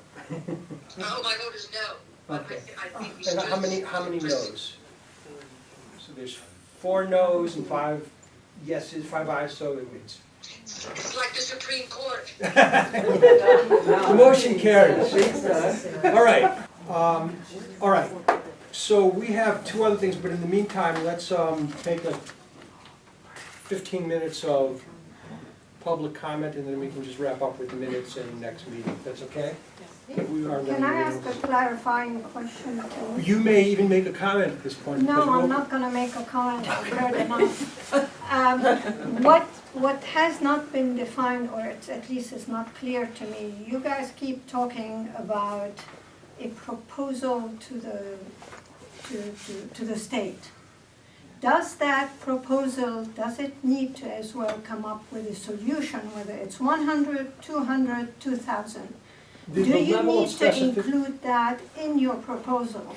The level of specificity can be determined by us. So we can say, we believe there should be a lot more family units, or we can say, we believe there should be 106 new family Okay, units. but So you that's do up to not us. have to come up with a plan that says, and we have identified where we can build those plans. We don't have to, You- but You're not gonna have to answer that part. In We don't the have to, no. proposal, you don't have to say, we know where to go, we're looking at 10 no, different places. we don't have to answer that. Okay, because I can tell you, today is Prospect Ridge, tomorrow it will be New Street, and the day after it's gonna be Main Street. You're gonna have the same reaction. So the only thing, been there, done that. So, the only thing I would say is for the P&Z is to make sure plan, because the issue is not that we're gonna add or not add. We've been adding without any planning for the town. Just plan and add the bloody things and let's move on because there is a clear need. But it can't be everyone is gonna have to give in a bit, that's all. Okay, thank you. Could you give your name, please, for the, just for the record? Amal Howie, 35 New Street. Thank you. Yes, in the back. Chris there. Murray, and I've been here for 25 years. I live in The meeting hasn't been that long. I know it's been a long. I live in the neighborhood, okay? NIMBYism is alive and well. I think Ken, is it Ken? Ken made the most cogent observation, which is, and you guys acted on it fortunately. If you would slow progress on this front if you kept the process going with respect to Prospect Bridge, because I can virtually assure you, I will organize the neighborhood against it, okay? NIMBYism is not a pejorative term, it's a rational reaction, and I plan on organizing the neighborhood to fight this, if that's where the site is decided. But it's good that you've tabled it, and you've brought in a lot more players. This is a town-wide decision, it should go to a town-wide vote. Any site should go to a town-wide vote. This would, yes. Okay, good. That's all I wanted to Can you say. give your name for the record, please? Chris Murray. Yes. Hi, Colette Kabasakayan, Washington Avenue. First of all, thank you guys, thank you P&Z for being here tonight. I do have a P&Z issue, I wanted to discuss that issue, but suggestion, can we look at other opportunities of buildings that have been empty that are not currently zoned residential, but have an incentive to the owner of that property to convert those already made.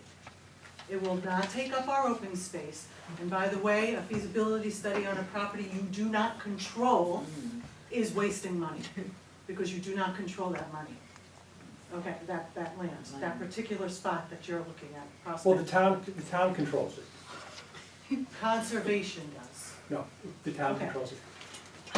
Be that as it may, please, I'd like for everyone to think outside the box, and maybe we can reuse other buildings that are already existing. Thank you. That's a good idea. Yes. Hi, Andrea Beebe, Main Street, and I'm a 30-plus year resident. I know a lot of people in the room. Dave, I know you personally. I don't envy the job you have up there. It's a tough job, but I don't agree with you. So, in many ways, I do believe there's a need for affordable housing. I'm a special educator by training and by my career. So I have a real empathy for the population that we are trying to help. However, the way we're going about it, to me, is backwards. I like the idea of planning. I'm so glad you guys are here. I'm glad there's a new environment of cooperation. COVID did us all a disservice because people withdrew. People were not involved in town. They weren't following the meetings. They weren't attending the meetings. The newspaper, Alyssa was here tonight. God bless her. She was here. She'll write a story. She's missing the comments. Hopefully it'll be on the video. But people are waking up in town. People are waking up to what's happening to our town. And I live on Main Street above Ursula's in the old Bissell building. I moved there from my house of 30-plus years so that I could stay in town. I'm a senior, I'm retired. My husband and I are on a fixed income. And we want to stay in town. And I look up and down Main Street, somebody brought it up tonight, the second floor apartments that could be made on Main Street is huge. I've actually had this discussion with Rudy Marconi. When he was a child and growing up in this town, those were all apartments. They were not businesses. Why don't we encourage these landlords to refurbish them into apartments, bring in affordable housing, bring in families, bring in the workers in town. You know, years ago before I became a teacher, I drove a school bus in town. I was lucky, I lived in town. Most of our school bus drivers come from over an hour away because they can't afford to live here. Why not have housing available for our town workers, especially our single town workers?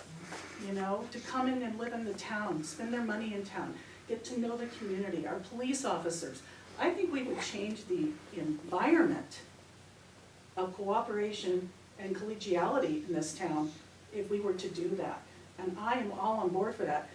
You guys know from planning and zoning that I've gone to the that downtown committee because of the whole Bailey project and the rezoning and all of that. Why are we doing that before we take a look at everything else? So, you know, to me, and I don't normally get up and talk in meetings, so I'm a little nervous. To me, you know, I don't wanna, I like what you said, Ken. Let's not keep it in the shadows, because it's been in the shadows for too long, and people are angry. They're angry by the misinformation, disinformation, and no information. And people now want to learn what's going on in their town. My kids have just moved back to town. My grandchildren have just moved here. I want a community they can grow up in and be proud of. But if we overcrowd it and we create a situation in town where it's not a happy place to live anymore, not that every happy place has to be happy, but you know what I mean. You're gonna have people leaving again. You know, how many people have moved out of this town and gone south and taken their dollars with them? So I think that this whole idea of bringing it out of the shadows and being honest and working together, you're gonna get the community behind you instead of fighting you. Thank you. Yes. Okay, I'm Jan Hughes from the Ridgefield Housing Authority. And I'm going to agree with what you said, Mrs. Beatty, because there is a lot of confusion. And just stating from the whole beginning of the meeting, that whole kerfluffle about that was something that did happen at the meeting today.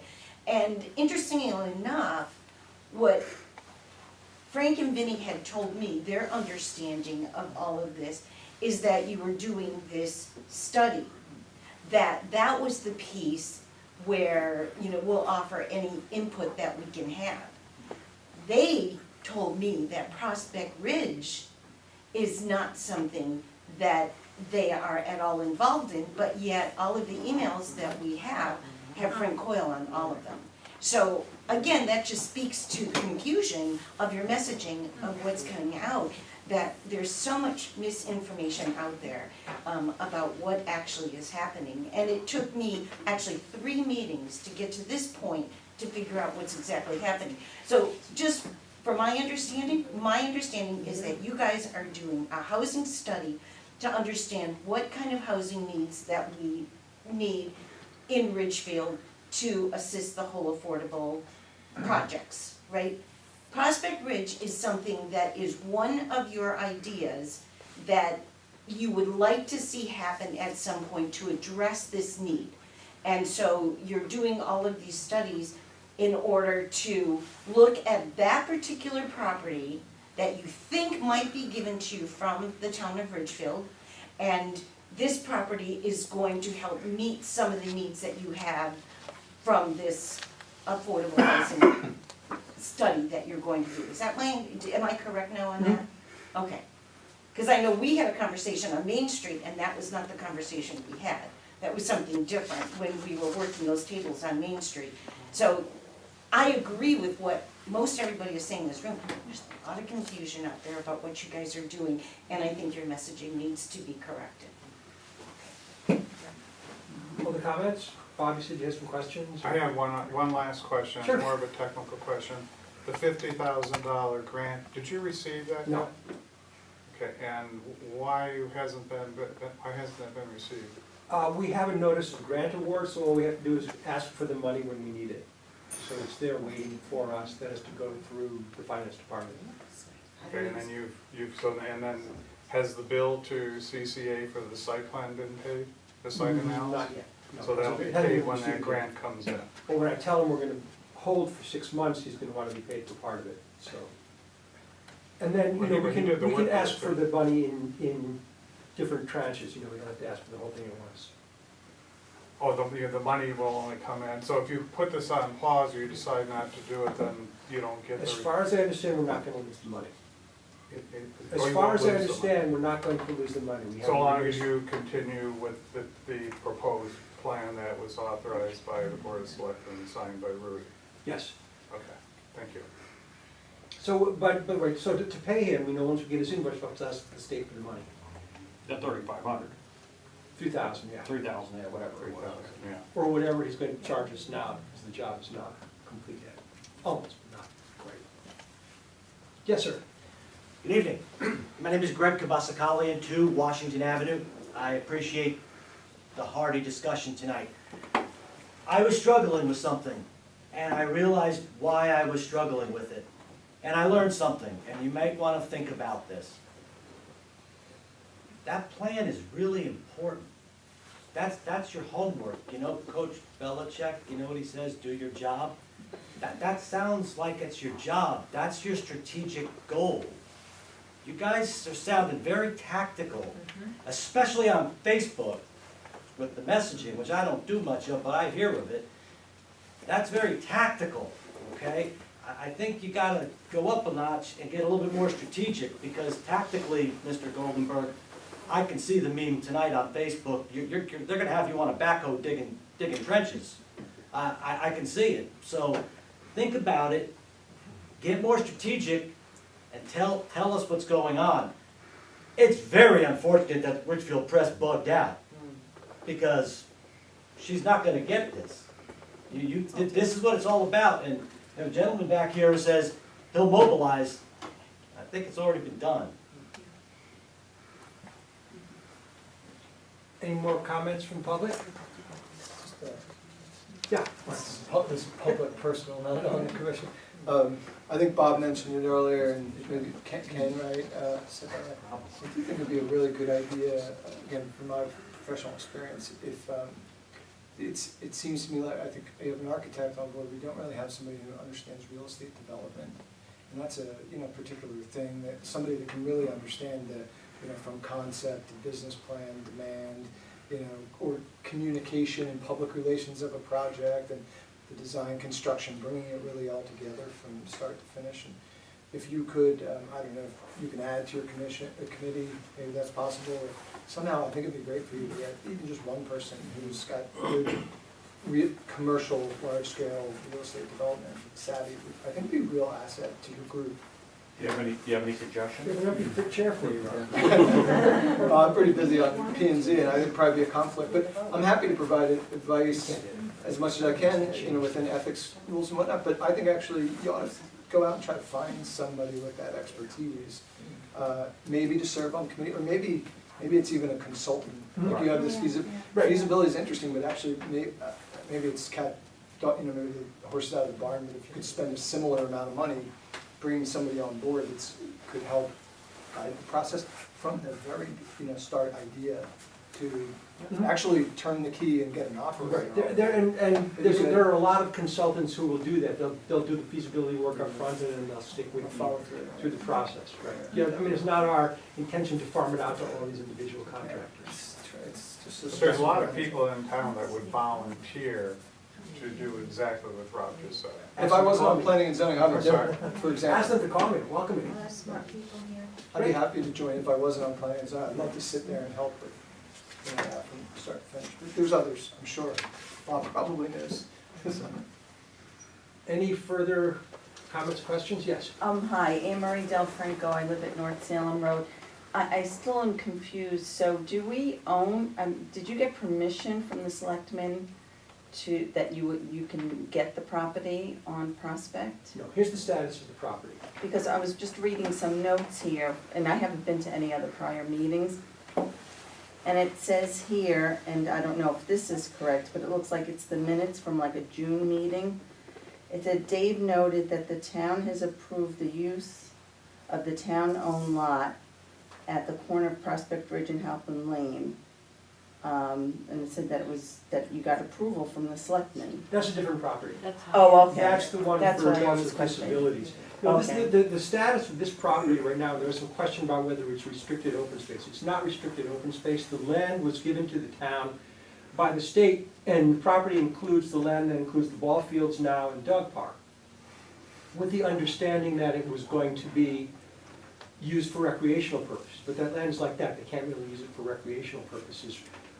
And then we had talked about building on property near the rec center, which is actually suitable and available for this kind of use. And the Parks and Recreation Commission said to us, please don't do that.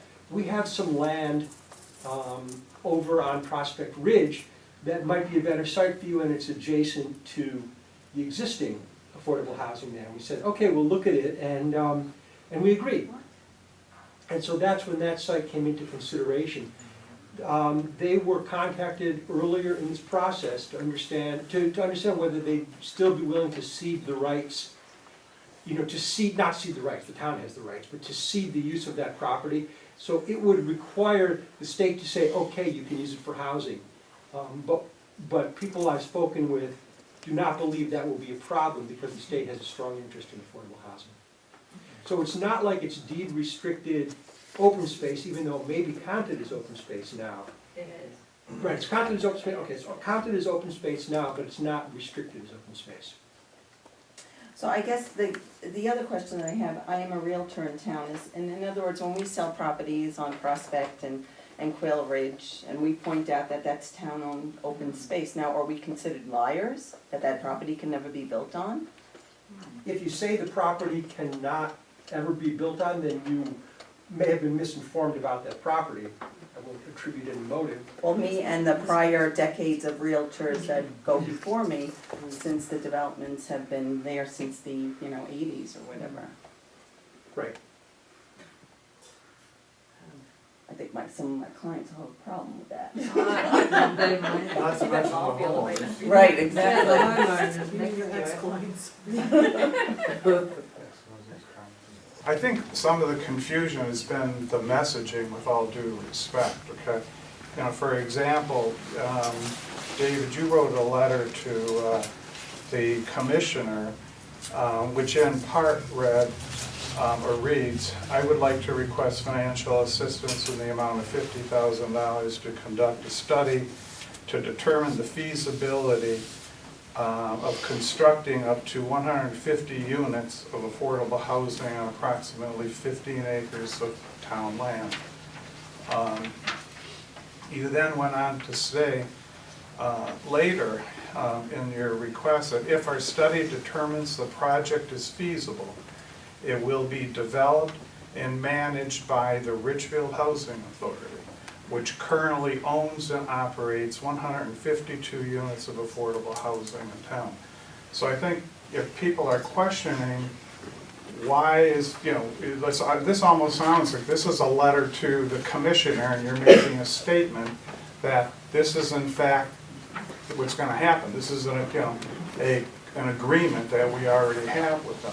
So I think that creates some confusion, because what you're saying now, well, no, they are, they're not, it's ambiguous at best. What's the date on that letter? That's November 3rd, that's when you applied for the grant, November of 2020. So it's a year ago that we applied for it, right? I'm sorry? It was a year ago that we applied for the grant. Yeah, but that was a representation, with all due respect.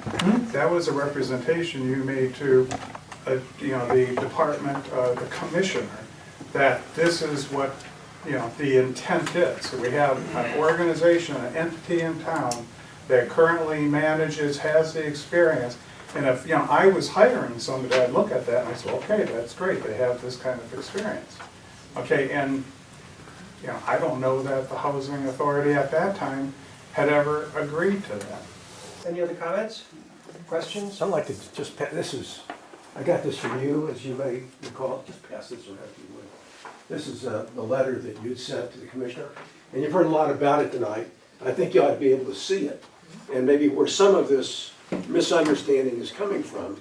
And a line that Mr. Hebert read, I believe, basically says that the housing authority will, not might, not may, but that they will develop and manage this property, which is clearly not the case. I think we can all agree here tonight that that statement is inaccurate. Right, it may be.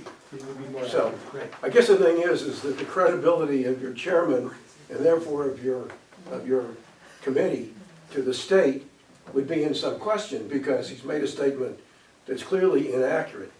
And with that in mind, I would suggest that you consider selecting a different chairman going forward. That would be my humble suggestion. Thank you very much.